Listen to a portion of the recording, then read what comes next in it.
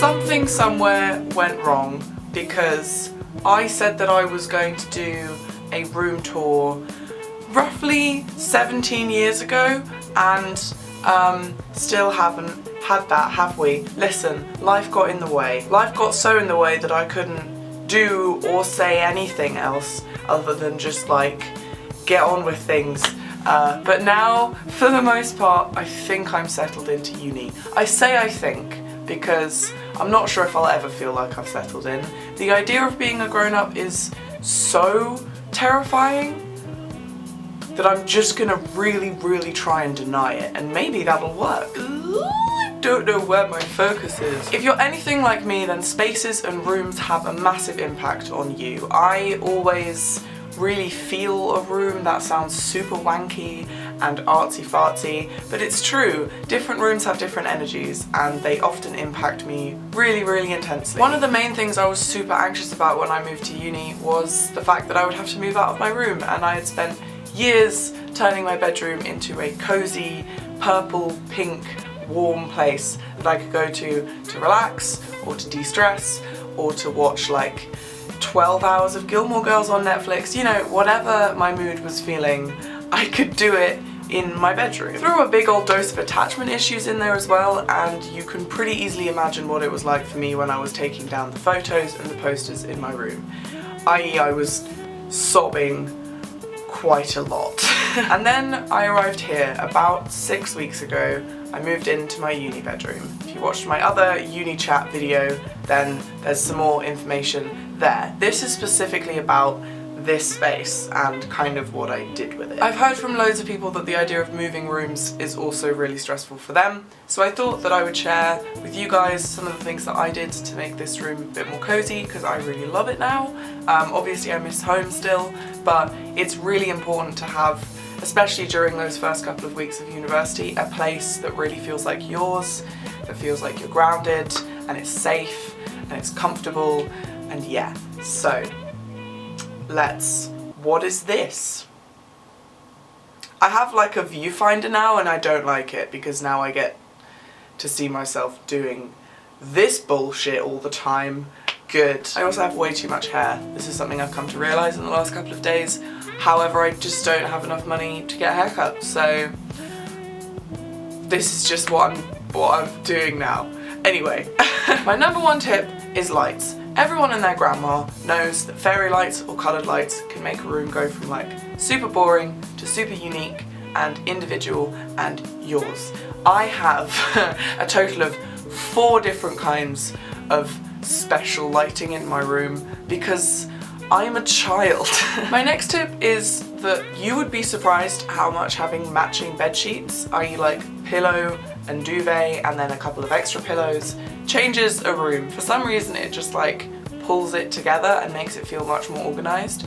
I suggest getting the biggest, fluffiest, most obnoxious pillow that you possibly can because it feels like sleeping on the belly of a wolf. Which everyone needs at some point, right? Oh, I think I'm losing it. By the way, of course that's fake fur. Don't buy real fur. High street retailers are selling real fur as fake fur. Don't trust the label. Anyway, this next one is optional based on how vain you are, but having a standing mirror in your room just like changes the whole game.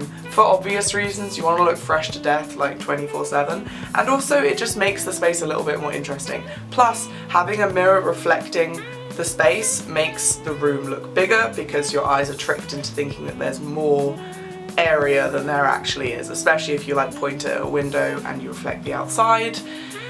You get how you can trick yourself with that one. It's pretty simple. I do English literature, so bringing a shit ton of books with me was kind of a given, but I found that if you just bring books and films and little trinkets or anything that reminds you of home, just having them on a shelf, even if you don't read them or watch them, is really homely and really comforting because you have associations to your favourite things and things that make you really happy. They also just kind of help to fill out a room, fill out the space. You don't want it to feel super empty. Obviously minimalism is like cool and everything, but I'm a hoarder, so it doesn't quite work for me. Posters are a really obvious thing to make a room more homely. Luckily enough, my university actually did a poster sale a couple of weeks after I moved in, so I managed to get some more cool shit for my room. Obviously bringing postcards and photos from home is really, really nice. It helps to fill up the space, helps to surround yourself with the faces that you love and you might be missing. My tip would be get yourself a disposable camera for the last couple of weeks of being at home and the first couple of weeks of being at university.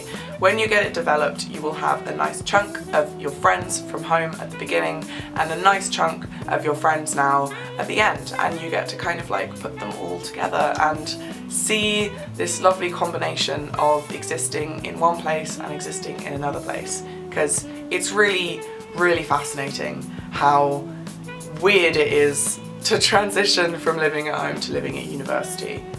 I can't even begin to explain how bizarre it feels. Another really good one is plants. Plants are adorable. They don't need that much looking after unless you get like super picky ones. I've got 3 and I love them. I've dotted them all around my room. Plants not only are like scientifically good because obviously they give out oxygen, so they are like genuinely making you healthier, but also it's just nice to have a kind of like other living thing beside you and near you and a bit of green.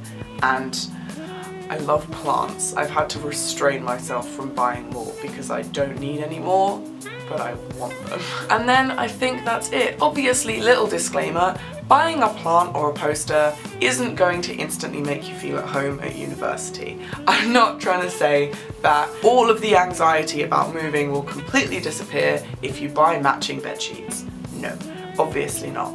It's still going to be tough. It's tough for everyone. But among all of the socialising and the learning that you'll be doing at university, having a space that is really completely your own is so important, and it's really good to be able to come back and just touch base and know that you're safe here and you're comfortable and it's yours and it doesn't belong to anyone else, blah blah blah blah blah. You get what I mean. Have fun decorating your room, because I had an absolute blast decorating mine. I'm still finding things that fit in nicely, and I'm really excited to move on to the next room that I have. You may have noticed that this absolute raspberry of a human being is in much better quality than she was before. Managed to get myself an actual proper camera. It's almost like I should have done that ages ago, because I've been taking this quite seriously for about 2 years now. But procrastination of the thing that I use to procrastinate, which I think is quite impressive. Also self-destructive, but we'll go with impressive for now.